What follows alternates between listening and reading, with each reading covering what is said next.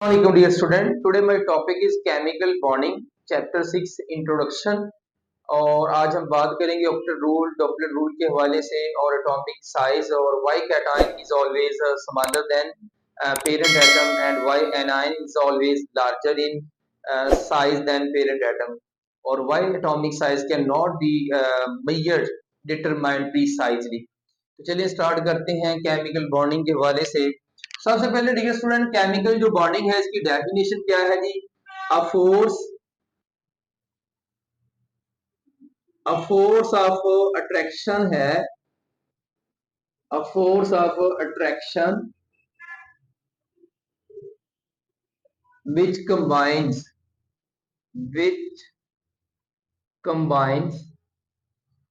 किसको कंबाइन करती है जी, एटम्स को, विच कंबाइंस एटम्स, आयंस, मॉलिक्यूल्स। तो डियर स्टूडेंट डेफिनेशन में force of attraction which combines atoms, ions, molecules. अगर हम एटम के हवाले से बात करें तो फॉर एग्जांपल ये क्लोरीन एक एटम है और दूसरा क्लोरीन एटम के दरमियान अट्रैक्शन की वजह से इनके दरमियान ये फर्ज करें ये दो क्लोरीन फ्री रेडिकल है और फोर्स ऑफ अट्रैक्शन जो इनको कंबाइन करती है वो इनको मिला देगी, कंबाइन कर देगी। क्लोरीन क्लोरीन के दरमियान जो है वो एक बॉन्ड बन जाएगा, क्लोरीन मॉलिक्यूल की फॉर्मेशन हो जाएगी। आयंस के हवाले से अगर हम बात करें तो सोडियम एक जो है वो कैटाइन है और क्लोराइड एक एनाइन है और इन दोनों को मिलाने वाली जो फोर्स है वो है केमिकल बॉन्डिंग और NaCl की क्या हो जाती है, फॉर्मेशन हो जाती है। अब ये कौन सा बॉन्ड है जी, तो NaCl दो आयंस की कॉम्बिनेशन है, तो this one is called ionic bond, तो इसको आप आयनिक बॉन्ड कहते हैं।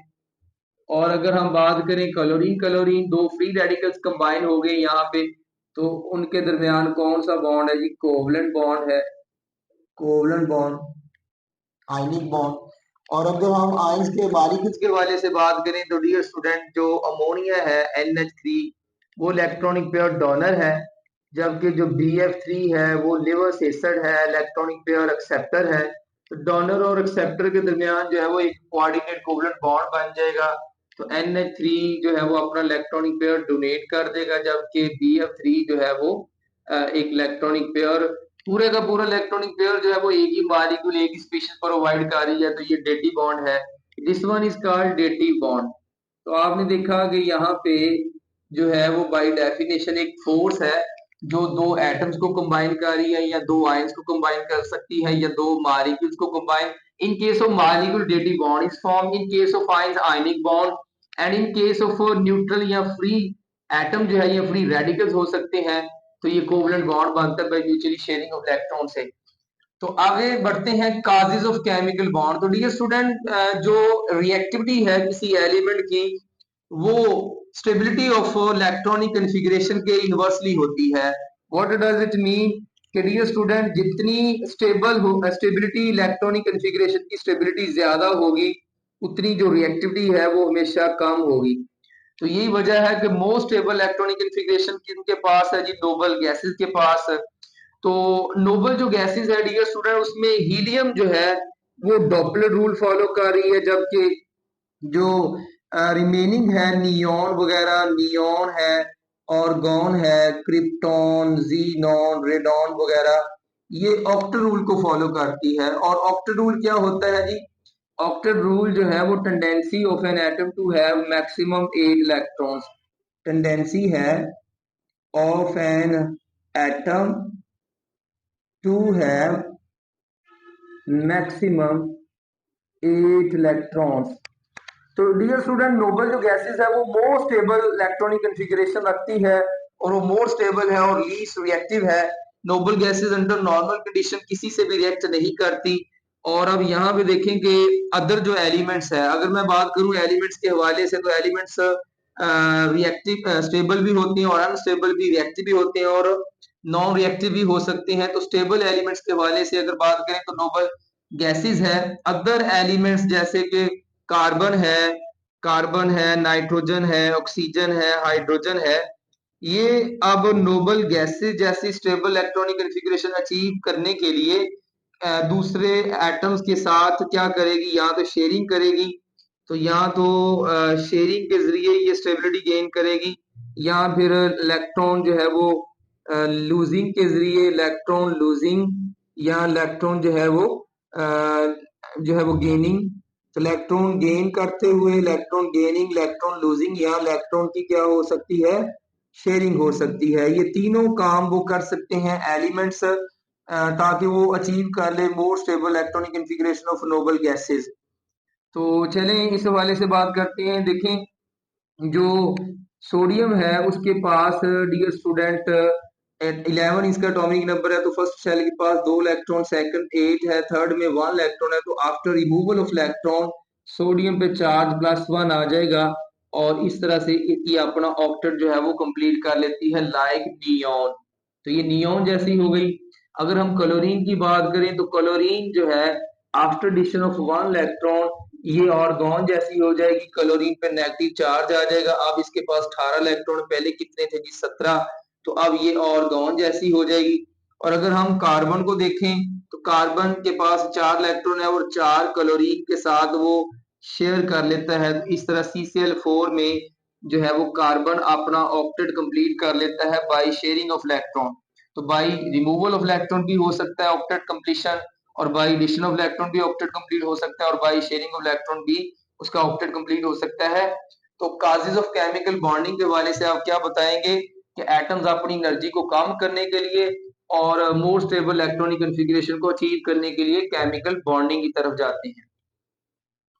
स्टूडेंट 3 तरह की स्पीशीज है, यहाँ पे हम सबसे पहले बात करेंगे species which obeys octet. Octet rule को क्या करती है, ओबे करती है। ऐसी कौन सी स्पीशीज है जो ऑक्टेट रूल को ओबे करती है? वो आयनिक स्पीशीज भी हो सकती है। फॉर एग्जांपल अभी आपको बताया कि जो सोडियम कैटायन है वो ऑक्टेट रूल को फॉलो कर रहा है, इसके पास अब 8 इलेक्ट्रॉन्स है। इसी तरह से हम ऑक्सीजन को देखें तो आफ्टर एडिशन ऑफ 2 इलेक्ट्रॉन्स इसके पास जो है वो आउटरमोस्ट वैलेंस शेल में 8 इलेक्ट्रॉन्स है। सोडियम के आउटरमोस्ट शेल में अब after removal of 1 electron 8 electron मौजूद है। नाइट्रोजन -3 है, आफ्टर एडिशन ऑफ 3 इलेक्ट्रॉन इसके आउटरमोस्ट शेल में 8 इलेक्ट्रॉन्स है। इसी तरह से ये तमाम स्पीशीज का ऑक्टेट कंप्लीट है। अगर हम बात करें कार्बन के हवाले से तो कार्बन 4 अगर हाइड्रोजन के साथ 4 इलेक्ट्रॉन की शेयरिंग कर लेती तो CH4 ओबे करता है ऑक्टेट को। इसी तरह से और अदर एग्जांपल नाइट्रोजन के हवाले से देख लें तो नाइट्रोजन का तल्लक 5वें ग्रुप से है, उसके पास 5 इलेक्ट्रॉन है, एक उसके पास लॉन पेयर होगा, 3 बॉन्ड पेयर होंगे। तो टोटल जो है वो अब इसके पास 8 इलेक्ट्रॉन्स है आफ्टर शेयरिंग 3 इलेक्ट्रॉन्स। 3 इलेक्ट्रॉन ये 3 हाइड्रोजन एटम से शेयर करेगा, 6 एंड 1 लॉन पेयर 8। इसी तरह से अगर हम आगे बढ़ते हैं ऑक्सीजन को देखते हैं तो ऑक्सीजन में H2O वाटर मॉलिक्यूल के अंदर अगर देखें ऑक्सीजन के पास 2 लॉन पेयर है और 2 ही बॉन्ड पेयर है। तो इस तरह इन सब के आउटर मोस्ट वैलेंस शेल में आफ्टर शेयरिंग 8 इलेक्ट्रॉन्स है, और ये आफ्टर एडिशन ऑफ 8 इलेक्ट्रॉन्स है। ये आफ्टर एडिशन 2 इलेक्ट्रॉन्स के बाद इसका ऑक्टेट कंप्लीट हो जाता है, और ये जो है आफ्टर रिमूवल इसका ऑक्टेट कंप्लीट हो जाता है। लेकिन अगर हम डियर स्टूडेंट नियॉन की बात करें तो ना तो ये एडिशन के बाद अपना ऑक्टेट कंप्लीट करती है, ना ये रिमूवल के बाद करती है, और ना ही ये शेयरिंग के बाद अपना ऑक्टेट कंप्लीट करती है। इसका आउटर मोस्ट जो शेल है वो ऑलरेडी कंप्लीट है। तो इनकी इलेक्ट्रॉनिक कॉन्फ़िगरेशन नोबल गैस की n² Np जो है वो 6 होगी। तो नियॉन के पास 10 इलेक्ट्रॉन्स है, फर्स्ट शेल में 2 है और सेकंड में 8 है। बाकी जो स्पीशीज है उन वो अपना ऑक्टेट कंप्लीट करने के लिए या तो इलेक्ट्रॉन लेगी या देगी या शेयरिंग करेगी। तो ये जितनी भी मैंने एग्जांपल दी वो स्पीशीज है जिनका ऑक्टेट जो है वो कंप्लीट है। आगे बढ़ते हैं ऑक्टेट से वायोलेशन। डियर स्टूडेंट वायोलेशन दो तरह की होती है, या तो कंट्रैक्शन होगी या एक्सपेंशन होगी। कंट्रैक्शन ऑफ ऑक्टेट रूल का मतलब क्या है कि 8 से इलेक्ट्रॉन कम होंगे, यानी नंबर ऑफ इलेक्ट्रॉन्स की मैं बात करूं तो 8 से कम होंगे, इसको कहते हैं contraction of octet rule. For example third group जो है वो बोरॉन का तीसरे ग्रुप से तल्लक है।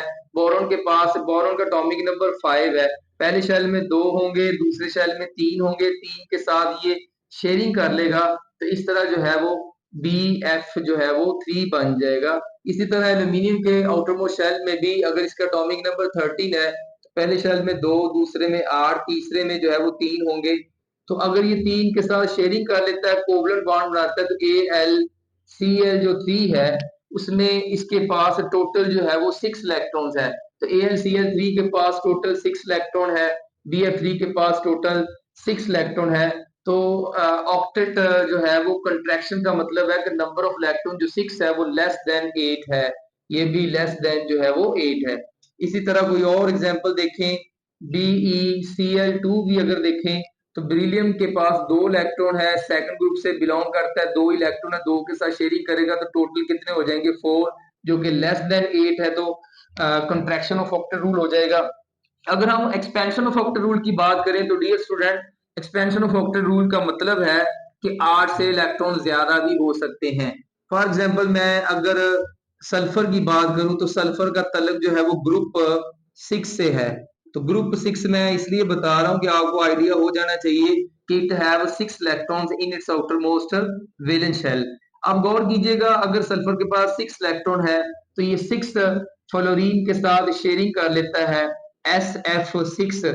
अब मुझे बताएं टोटल कितने होंगे 6 सल्फर के 6 फ्लोरीन के, तो टोटल इसके पास जो है वो 12 इलेक्ट्रॉन है जो ग्रेटर देन ऑक्टेट है। तो ये एक्सपेंशन ऑफ ऑक्टेट हो जाएगा। और इसी तरह से अगर हम PCl5 की बात करें तो डियर स्टूडेंट PCl5 में फास्फोरस का तलक ग्रुप 5 से है, फास्फोरस का तलक है जी ग्रुप 5 से। इसके वैलेंस शेल में 5 इलेक्ट्रॉन, 5 के साथ वो शेयरिंग करेगा क्लोरीन के 5 इलेक्ट्रॉन्स और 5 फास्फोरस के, तो टोटल जो है वो 10 इलेक्ट्रॉन्स होंगे जो कि ग्रेटर देन ऑक्टेट है। तो ग्रेटर देन ऑक्टेट एक्सपेंशन है, लेस देन जो 8 है वो कॉन्ट्रैक्शन है। और अगर मैं इसी सल्फर की बात करूं H2S में, तो डियर स्टूडेंट यही H2S में देखें तो सल्फर के पास टोटल 6 इलेक्ट्रॉन थे, 2 उसके पास लोन पेयर है, 2 बॉन्ड पेयर है, तो टोटल अब आउटरमोस्ट वैलेंस शेल में 8 इलेक्ट्रॉन होंगे। यानी वही सल्फर आपका ऑक्टेट रूल यहाँ पे फॉलो कर रहा है, वही सल्फर यहाँ पे जो है वो ऑक्टेट से क्या कर रहा है, एक्सपेंशन शो कर रहा है।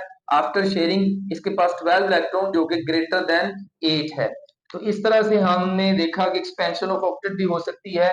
ये कोई यूनिवर्सल रूल नहीं है, बहुत सारी स्पीशीज है जो कि स्टेबल भी है लेकिन वो ऑक्टेट को वो फॉलो नहीं करती। जी डियर स्टूडेंट, नेक्स्ट हम बात करेंगे एटॉमिक रेडियस के हवाले से। तो एटॉमिक रेडियस को आप एक्यूरेटली मेजर नहीं कर सकते, इसकी मेजरमेंट जो है वो प्रिसाइजली हो सकती है, और ये एक्यूरेट डिस्टेंस नहीं है, एवरेज डिस्टेंस है। डेफिनेशन क्या होगी, एवरेज डिस्टेंस,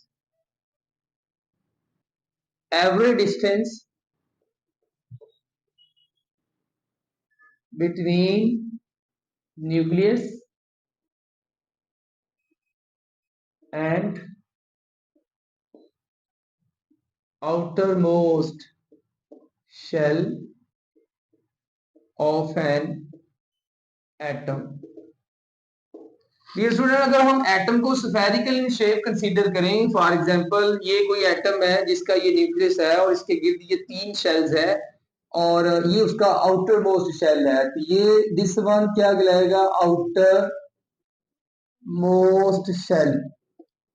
अब जो distance between nucleus and outermost shell है उसी को क्या कहते हैं, एटॉमिक रेडियस कहते हैं, और ये एवरेज डिस्टेंस हो सकता है। मेजरमेंट कैसे की जा सकती है, मेजरमेंट आप कर सकते हैं, कौन सी टेक्निक यूज करते हैं इसकी मेजरमेंट के लिए, X ray diffraction, X-rays diffraction, and second one जो है वो हो सकती है स्पेक्ट्रोस्कोपिक टेक्निक्स। अगर हम यूनिट के हवाले से बात करें तो डियर स्टूडेंट इसके जो यूनिट्स आप यूज कर सकते हैं वो पिकोमीटर हो सकता है यूनिट, नैनोमीटर हो सकता है, एंगस्ट्रॉम हो सकता है। तो ये तीनों यूनिट्स आप एटॉमिक साइज के यूज कर सकते हैं। तो डियर स्टूडेंट एक बहुत इंपॉर्टेंट शॉर्ट क्वेश्चन भी है कि why atomic size cannot be measured precisely. तो ये शॉर्ट क्वेश्चन भी अच्छी तरह से समझ लें, why atomic size cannot be measured precisely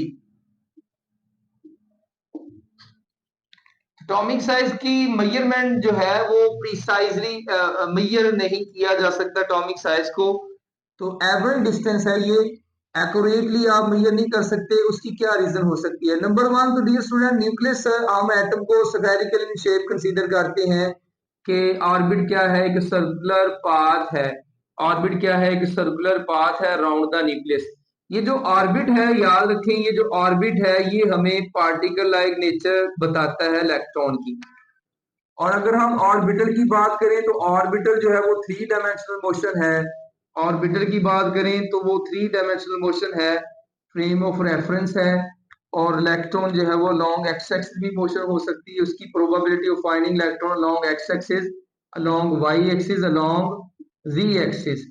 तो अगर हम पार्टिकल लाइक नेचर की बजाय हम बात करें कि इलेक्ट्रॉन को वेव लाइक नेचर भी रखता है, तो वेव लाइक नेचर की बेस पे बात करें तो फिर हम जो है वो जो इसमें जो डिफिकल्टी आती है एटॉमिक साइज मेजर करने में कि why atomic size cannot be measured precisely, उसमें आप क्या बताएंगे? उसकी दो रीजन हो सकती है कि नंबर वन, कि probability of finding electron, there is no, ये तो ये बता दें कि there is no sharp boundary. Number one क्या है? There is no sharp boundary around the nucleus. There is no sharp boundary around the nucleus. और प्रोबेबिलिटी ऑफ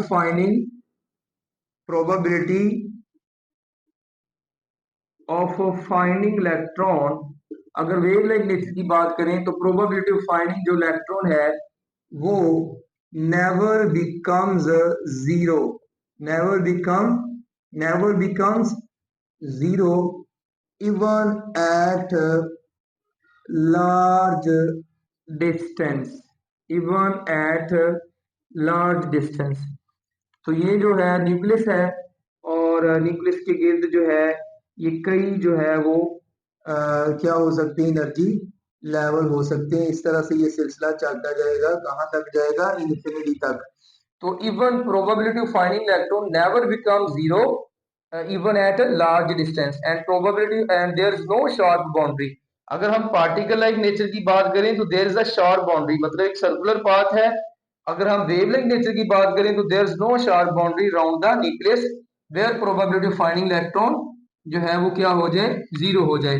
और सेकंड रीजन क्या हो सकती है कि एटम जो है, एक ही एटम जब डिफरेंट एटम के साथ बॉन्डेड होगा तो इसकी जो प्रोबेबिलिटी ऑफ इलेक्ट्रॉनिक डिस्ट्रीब्यूशन है वो भी इफेक्ट हो जाती है। तो सेकंड रीजन क्या है?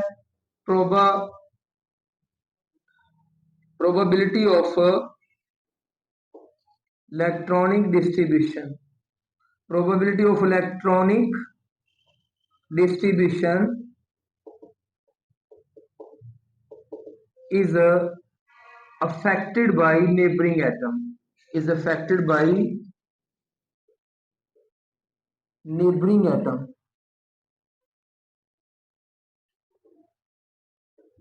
तो एटम टू एटम, एक ही एटम जब डिफरेंट एटम के साथ, मतलब हाइड्रोजन जो है वो फ्लोरीन से बॉन्डेड है तो हाइड्रोजन की बॉन्ड लेंथ और होगी। अगर वही हाइड्रोजन अगर बॉन्डेड हो जाता है क्लोरीन से तो हाइड्रोजन की जो उसकी जो एटॉमिक जो रेडियस है, सॉरी, वो क्या होगा? डिफरेंट होगा। मतलब डिफरेंट एटम के साथ जब सेम एटम कोवलेंटली बॉन्डेड होगा तो उसका जो एटॉमिक रेडियस है वो वेरी करता है इलेक्ट्रॉनिक डिस्ट्रीब्यूशन जो है वो डिफरेंट होने की वजह से। शॉर्ट क्वेश्चन की तरह, why cation is always smaller in size than parent atom. तो फॉर एग्जांपल अगर मैं सोडियम की बात करता हूँ तो सोडियम न्यूट्रल एटम है, इसका एटॉमिक नंबर जो है वो 11 है, 2 8 1। इसके आउटर मोस्ट शेल में ओनली 1 इलेक्ट्रॉन। तो दिस वन न्यूक्लियस, और ये फर्स्ट शेल है, ये सेकंड है, और ये थर्ड शेल है। थर्ड शेल में इसके एक इलेक्ट्रॉन है, सेकंड में इसके 8 है, फर्स्ट में इसके 2 इलेक्ट्रॉन्स है। तो dear student, after removal of this outermost valence shell electron, इसका जो साइज है वो पहले कितना है जी?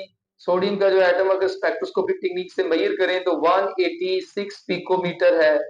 और after removal of one electron, जब आप इस इलेक्ट्रॉन को आउटर मोस्ट शेल से क्या कर दोगे?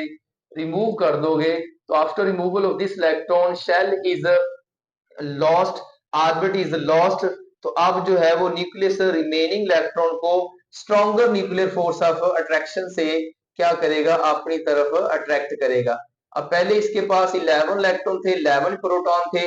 अब इसके पास जो प्रोटॉन्स है वो तो 11 ही है, लेकिन जो इलेक्ट्रॉन्स है वो 10 हो जाते हैं। तो इलेक्ट्रॉन और प्रोटॉन के दरमियान जो रेशियो है वो इम्बैलेंस हो जाती है। तो और रिमेनिंग इलेक्ट्रॉन्स को ये न्यूक्लियस ज्यादा फोर्स ऑफ अट्रैक्शन से अट्रैक्ट करेगा। न्यूक्लियर चार्ज जो है वो इंक्रीज हो जाता है, जिससे साइज डिक्रीज हो जाता है। और ये 186 पीएम से डिक्रीज होके ओनली 95 जो है वो पिकोमीटर रह जाता है।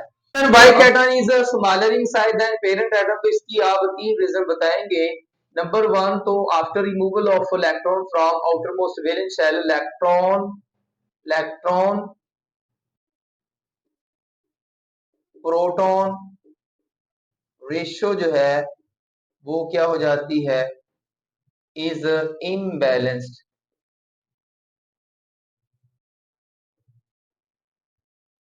और सेकंड आप क्या बताएंगे जी, कि न्यूक्लियस जो है अट्रैक्ट करता है रिमेनिंग इलेक्ट्रॉन को stronger nuclear force of attraction से। तो न्यूक्लियस जो है वो अट्रैक्ट करता है रिमेनिंग इलेक्ट्रॉन्स विद स्ट्रॉन्ग या स्ट्रॉन्गर फोर्स ऑफ अट्रैक्शन। और थर्ड वन क्या बताएंगे कि आउटर मोस्ट जो था वो शेल, या इसको जनरली बात करें तो after removal of electron, after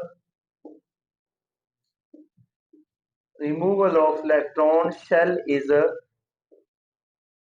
lost. तो ये 3 रीजन आप बताएंगे। नेक्स्ट जी dear student, next short question बहुत ही इंपॉर्टेंट है कि why anion is always larger in size than parent atom. तो डियर स्टूडेंट, इसमें आप रीजन क्या बताएंगे, चलिए मैं एक एग्जांपल के थ्रू क्लियर करवा दूं कि ये जो क्लोरीन है डियर स्टूडेंट, इसका एटॉमिक नंबर जो जी है वो 17 है। तो इलेक्ट्रॉनिक डिस्ट्रीब्यूशन कुछ इस तरह से होगी, 2 8 and 7, this one K shell, this one L shell, this one M shell. अब जो आउटरमोस्ट शेल है उसमें 7 इलेक्ट्रॉन्स है, तो डेफिनेटली ऑक्टेट कंप्लीट करने के लिए ये 1 इलेक्ट्रॉन गेन करेगा और क्लोरीन पे चार्ज -1 आ जाएगा, यूनिनेगेटिव आयन की फॉर्मेशन हो जाएगी। After addition of electron number of shells में ना तो कमी आएगी ना इजाफा होगा, लेकिन इलेक्ट्रॉन इलेक्ट्रॉन रिपल्शन की वजह से साइज बढ़ जाएगा। और after addition of electron, electron proton ratio imbalance हो जाएगी, लेकिन न्यूक्लियस अब जो इलेक्ट्रॉन्स को अट्रैक्ट करेगा वो weaker nuclear force of attraction से अट्रैक्ट करेगा। जो रीजंस आपने कैटायन के केस में बताई है कि इलेक्ट्रॉन प्रोटॉन रेशियो इम्बैलेंस, वो ही बताएंगे। न्यूक्लियस अट्रैक्ट करता है रिमेनिंग इलेक्ट्रॉन को with stronger force of attraction, तो आप बताओगे कि न्यूक्लियस अट्रैक्ट करेगा with weaker nuclear force of attraction after addition of electron. और थर्ड जो है, number of shells remains same रहते हैं, तो लेकिन इलेक्ट्रॉन इलेक्ट्रॉन रिपल्शन की वजह से जो इलेक्ट्रॉनिक चार्ज डेंसिटी है वो एक्सपैंड हो जाती है, साइज इंक्रीज हो जाता है। तो यहाँ पे पहले देखिए इसका साइज क्या था, 99 पिकोमीटर था, लेकिन after addition of electron 181 PM हो जाता है। तो ये क्लियर हो गया कि आफ्टर एडिशन जो ऑर्बिटल है वो एक्सपेंशन होती है और साइज बढ़ता है, और after removal of electron orbital contraction होती है, न्यूक्लियस स्ट्रॉन्गर फोर्स से अट्रैक्ट करेगा और साइज कम होगा, 186 पीएम से डिक्रीज होकर 95 हो जाता है। तो यहाँ भी इस टेबल में देखिएगा कि नाइट्रोजन में 3 इलेक्ट्रॉन का एडिशन के बाद इलेक्ट्रॉन की जो रिपल्शन है वो सबसे ज्यादा होगी। इसमें 2 इलेक्ट्रॉन का एडिशन, इसमें 1 इलेक्ट्रॉन का एडिशन है। तो जितने नंबर ऑफ इलेक्ट्रॉन ज्यादा ऐड करोगे, ऑर्बिटल एक्सपेंशन उतनी ज्यादा, साइज उतना ज्यादा। यही वजह है कि अगर नाइट्रोजन की मैं बात करूं यहाँ पे, तो नाइट्रोजन का जो साइज है डियर स्टूडेंट, नाइट्रोजन का साइज है 1 after addition of 3 electron 171 picometer है after addition of 3 electron. Oxygen में 2 का एडिशन है 140 पिकोमीटर है, और फ्लोरीन में after addition of 1 electron only 136 picometer है। लेकिन सोडियम और मैग्नीशियम से आपने 1 और 2 इलेक्ट्रॉन का जो है वो रिमूवल किया है, तो after removal of 1 electron sodium 186 से डिक्रीज होकर 95 पे हो जाएगा, तो ये 95 पिकोमीटर लिख देता हूं।